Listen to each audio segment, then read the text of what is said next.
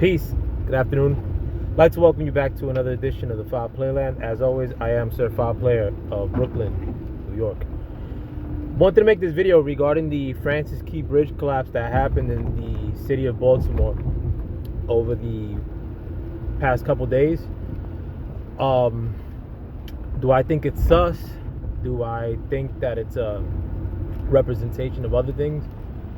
I'm not sure yet, but I'll just give what's floating in my head as far as the theorizing behind the whole unfortunate collapse. First off, anybody who perished or got hurt within the calamity that just took place, prayers out to the family and to the people that were affected directly. Having said all that, that bridge particularly, I've driven over it at least 100 times. I mean, I've made live videos driving that route, 95 South, 95 North. My nephew, who I, in essence, raised, lives in Virginia, and I drive back and forth from Brooklyn to Virginia because he's living with me every summer, pretty much. He lives in my house during the off months. But when there's holidays and whatnot, I go down there as well. My brother lives in D.C. Got a lot of friends in the D.C. area. Not so much in the Baltimore area, but I've been to Baltimore many times as well. But in terms of the bridge and waterways, and from what I do know, I grew up in a neighborhood called Sunset Park, Brooklyn, which from my house, from the building in which I grew up in, you could see the Hudson River. Every neighborhood near my house, Bay Ridge, Park Slope, you could see the Hudson River along all of these neighborhoods that I'm mentioning. Within Sunset Park, if I've ever showed you guys any videos of like the skyline of Sunset Park, the waterway which you see there is the Hudson River. Now, from what I remember crossing over that bridge, that the waterway that's underneath the Francis Key Bridge, which might be the Potomac River, I'm not sure, but that waterway is a lot more narrow, particularly near that bridge, than any portion of the Hudson River that touches New York City. And again, the Hudson River touches large parts of Brooklyn, of Queens, so it's not just at no point that I know of the parts that I've observed of the Hudson River near New York City, did I ever is there any point that's as narrow as that one juncture near the Francis Key Bridge where that boat crashed? The reason I'm saying that is because I see a lot of those freight liners in the Hudson River all the time. In fact, we may be I'm actually heading in that direction towards the Verrazano Bridge, and you might be able to see some in the water once we get off the bridge.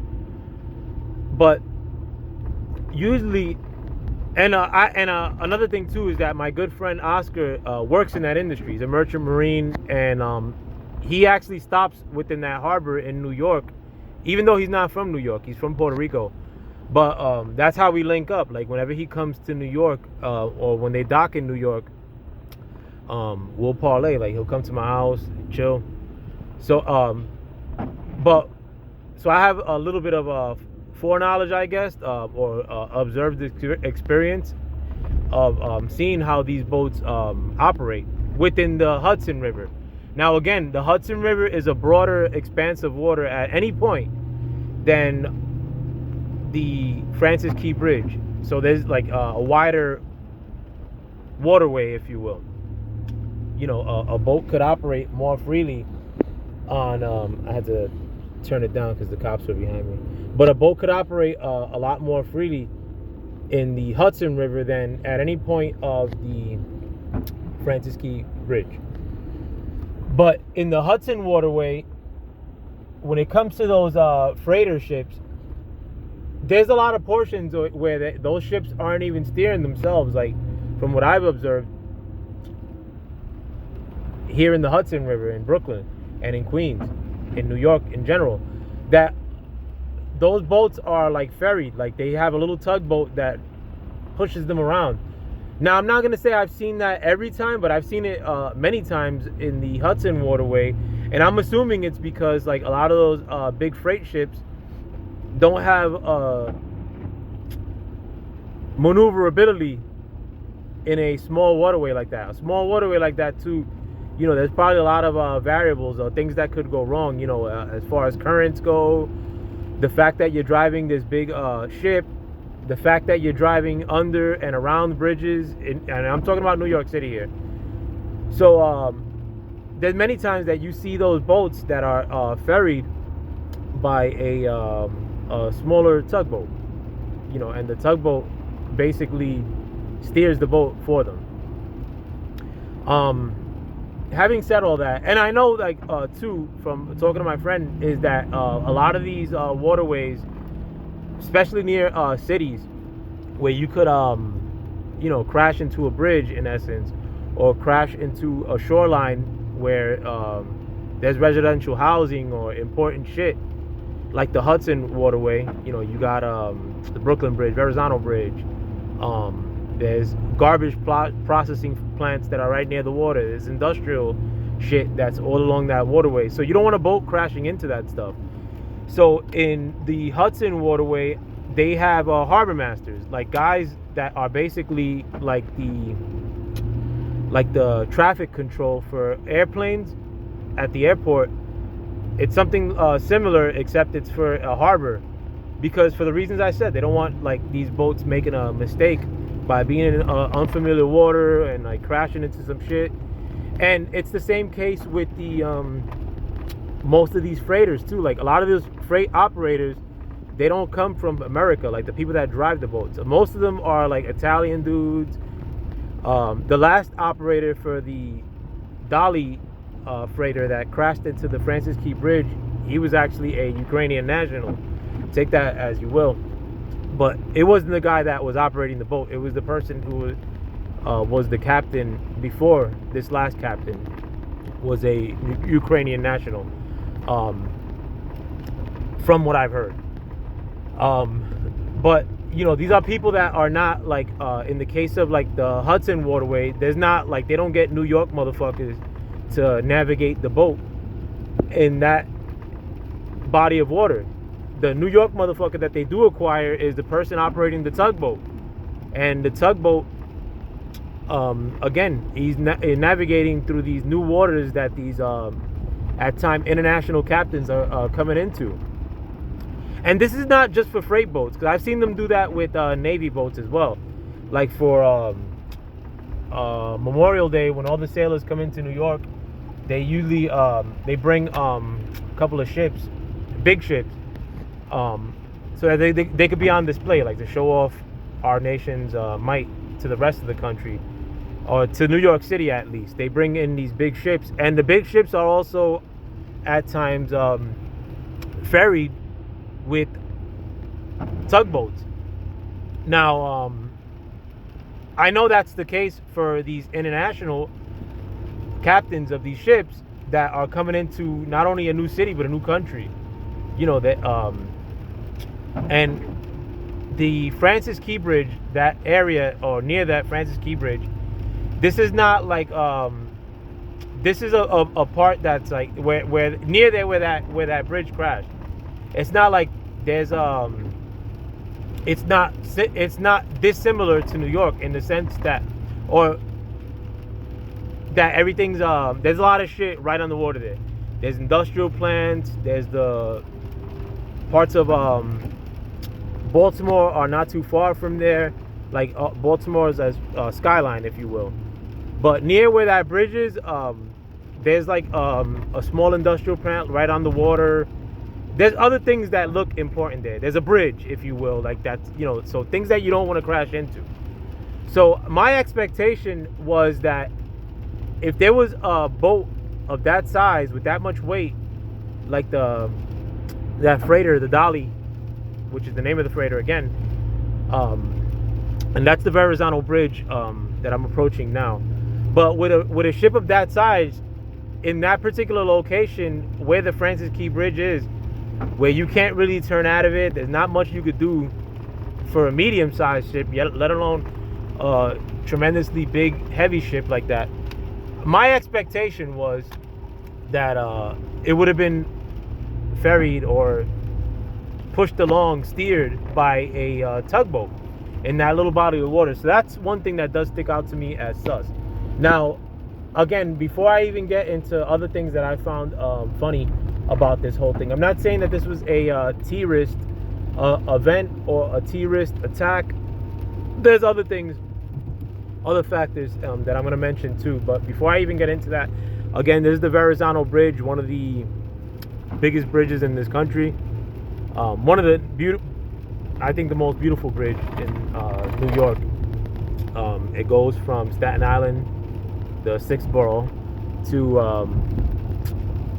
into Brooklyn, and that's the Hudson River. See, like, so that's the Hudson River this way, if you guys could see, and it's also this way here. If it wasn't raining, you'd be able to see the skyline of Manhattan. And today you're not gonna see much shit. I actually do see some ships in the water. There's actually a freighter ship right there, if you guys could see that.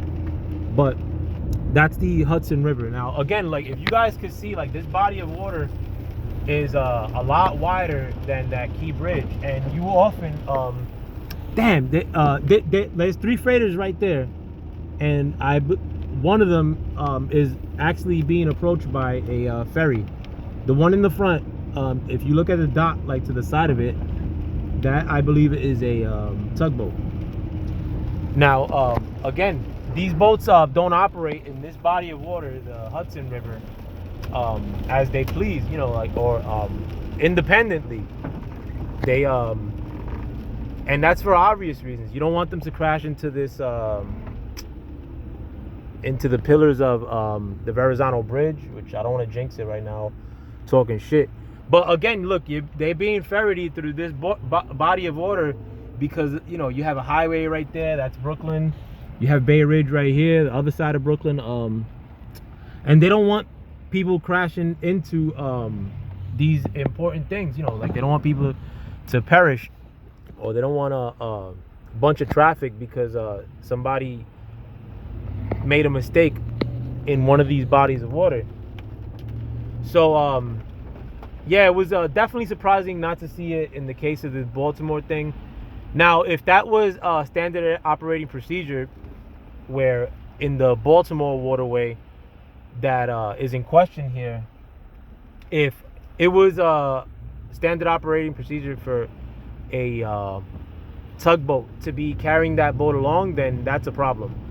Now, again, if you guys think that the news is gonna be forthcoming and give you all the grim and gory and the details, and there's a ton of people investigating the funkiness about this crash, I wouldn't hold my breath on that one, because my running theory with what you see on this channel is that the news is 100% wrong in most instances, and they ain't gonna be forthcoming with the truth, especially if the news makes a conclusion really fast, like they did with this Freightliner crashing a couple of days ago.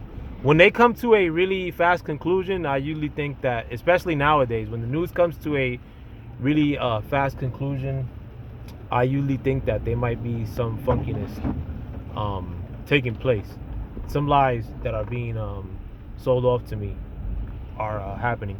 See, now I'm actually stuck in traffic as we speak through the Verrazano Bridge. Not the funnest place to be with all that's happening, but again, look, you can see the highway that I'm gonna be on in a few minutes. Damn, I see shit here. All those red lights are traffic that's building up. Again, like, you know, they're ferried through this large, wide expanse of water because they don't want people bumping into shit at, you know, that's important. But also too, one thing that has been happening across the country is the lack of maintenance of pivotal infrastructure.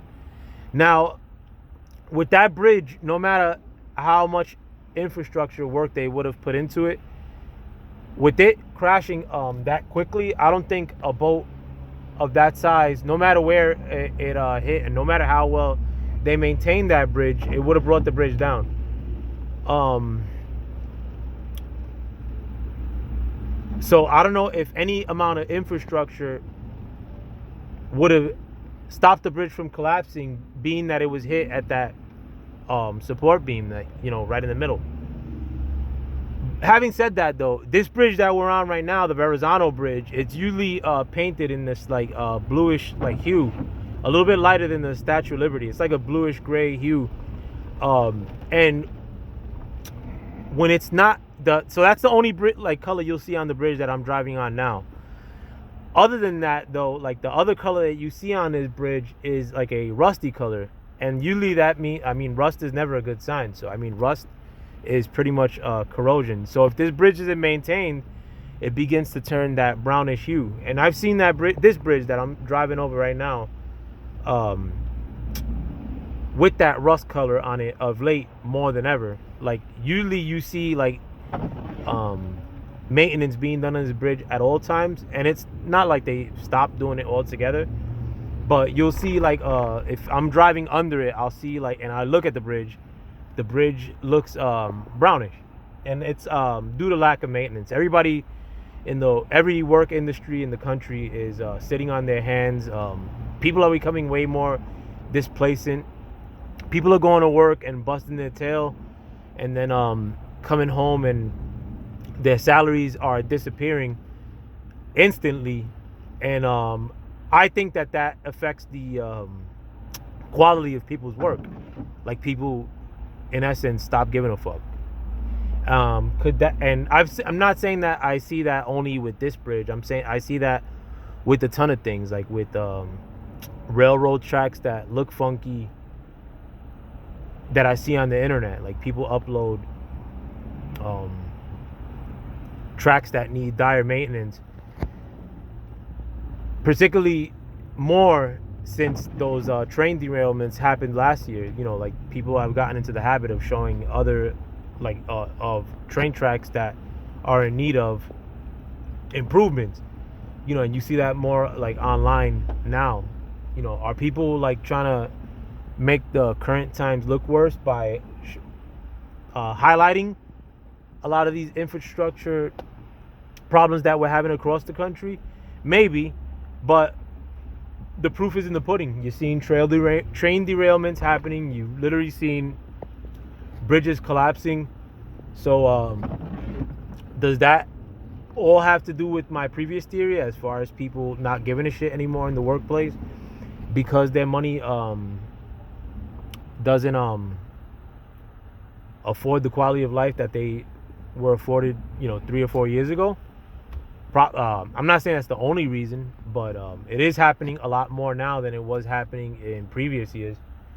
Now, I in this channel take my pop shots at the current administration because I think they got there to where they are right now by help of a corrupt media, by funky elections, if you will, by a number of other factors that were unnatural in 2020. But am I doing that now by showcasing the fact that the infrastructure in this country seems to be falling apart? Absolutely. Sometimes but sometimes I don't know if these things are happening where they're letting things fall apart. I don't know, because the powers that be are funny like that. Like the powers that be, looks like they're going against Trump with all their might. But do I discount the notion that the powers that be are letting things fall apart and may have a plan in mind utilizing Trump? I gotta keep that theory in the back of my mind at all times. Like these people don't think in terms of tomorrow or next year. Sometimes they think 10 years down the line, and it's really hard to take a position in the last couple of years when it seems like everything turns upside down from week to week, from day to day. Like there's always some crazy shit happening. So this, along with my next video, I mean, I have a running theory in the back of my mind that, in a sense, that things are falling apart purposely, so that when the big stick comes into office, that people, like, if he gets too strong in terms of policy, that people are gonna say, well, you know, he was mistreated by the media, so you can't really, it's not proper to speak ill of the things that he's putting into place. He's been mistreated by the powers that be, the so-called deep state, so it's ill to speak of somebody, to speak of the actions that he's putting into play, because he was already wronged by the powers that be once. So I'm not saying, and again, like, I'm 100% for 45 to win again. I'm 100% for not letting any more migrants or migrant men into this country. I'm 100% for a big deportation operation to take place, of course, but I'm not 100% or like with every move that any politician makes. You know what I'm saying? Like that'd be foolish of me, including 45. You know, I've always had a distaste for the tea that was mandated to drink by the powers that be in 2021, and that tea was, at the end of the day, brought to you by 45. You know, did 45 push it like Biden pushed it? No. Did 45 mandate it like Biden mandated it, or was forcing industries to mandate it? No. And again, that's the Verrazano Bridge here. This is Fort Hamilton Army Base underneath the bridge. But basically what I'm trying to tell you guys is practice your own discernment, if you will. Like, don't trust anybody. Don't trust me. Definitely you're in the right place as far as getting your news or your opinions from YouTube rather than the popular news media. The popular news media is dead. Celebrities are dead, and people want to hear from regular people. I'm not saying that to benefit me. I'm just telling you what it is. Like, I listen to regular people a ton more on YouTube, a ton more than I listen to the standard news media. The standard news media told you if you drink the tea, like, the virus dies right then and there. Bullshit. They didn't say they were wrong. They ain't apologize. They ain't print a retraction, if you will. So the standard news media made it seem like you should go hungry to help Ukraine. I didn't trust in that or believe that one bit. I didn't look at Ukraine like a lamb, like a lot of people do, like this innocent creature that's being ravaged. That's a whole nother country. Having said that, look, again, this is underneath. We're underneath the Verrazano Bridge right now. This dude, I don't know why he's here, but so yeah, don't take any of your look. That's the Fort Hamilton Army Base. This is a really old building, part of a fort, the old fort. But don't take any don't think that you're clued in because you watch the standard news media. In fact, you should be divorcing yourself from the Fox Newses, ABCs, MSNBC, CNN. You should be divorcing yourself from these industrial news sources now, because times are very pivotal, or these are very pivotal times in which we're living in, and there's a craziness abound. But as far as the crash of the ship, though, one thing that I did notice, and I watched the crash at least 20 times. Say what you will, like, engine failure, whatever have you. If you look at the ship seems to be going its fastest right when it straightens out, and the ship seems to be straightening out going into that pillar. Now, maybe the captain thought that crashing into that pillar wasn't going to bring the bridge down. I don't know how you could see that. I mean, I don't know how you could conclude that, seeing that bridge is flimsy. You know, it's one of these older bridges. I don't know what they're called, but hitting it at its base, you know, it's not like this bridge right here where it's like it's dug into straight concrete in like a sort of man-made island. No, that bridge is the base is right exposed to the water basically. So hitting that base with a hundreds of thousands of ton freighter, you know, it's sure to bring it down. But that captain or that ship, you can't tell me that it's not going or picking up steam as it's crashing into that pillar. You can't convince me otherwise. I'm sorry. Like, I see what the ship is doing. I see that it's straightening out right before it hits the pillar. I see that right when it does straighten out, like if your car is slipping all around in the rain and whatnot, it's gonna be going a lot slower than when you were going straight. But when the car does get a hold of itself and you do straighten it out, the car naturally is going to be going faster. And it's the same thing that happened with this bridge. Now, people are saying like, oh, well, maybe the engine turned on like last minute. But that's bullshit. I mean, not that it's bullshit, but that just doesn't seem like that doesn't pass the smell test to me. It just seems like it's it to me it seemed like it didn't show any signs of trying to slow down. According to reports that the ship was traveling at 8 knots. That's not very fast at all. 8 nautical knots. Even with a big heavy ship like that, if they would have deployed the anchor, it would have stopped it, or it would have been going significantly slower. Could the anchor have been deployed with the power down? Not sure. I'm not gonna say that I have answers on that. I've heard that you actually could deploy an anchor regardless of the power being down or not. But I don't want to make stuff up. But at 8 knots, regardless, I mean, like, you know, it's not going really fast. He's going near areas where the harbor master should have been seen. Like, well, like this big ass freight that I know is here within my harbor shouldn't be this close to this bridge. It's not going to be able to navigate its way out of being close to this industrial area. Let me deploy two tugboats to try to get it out of there.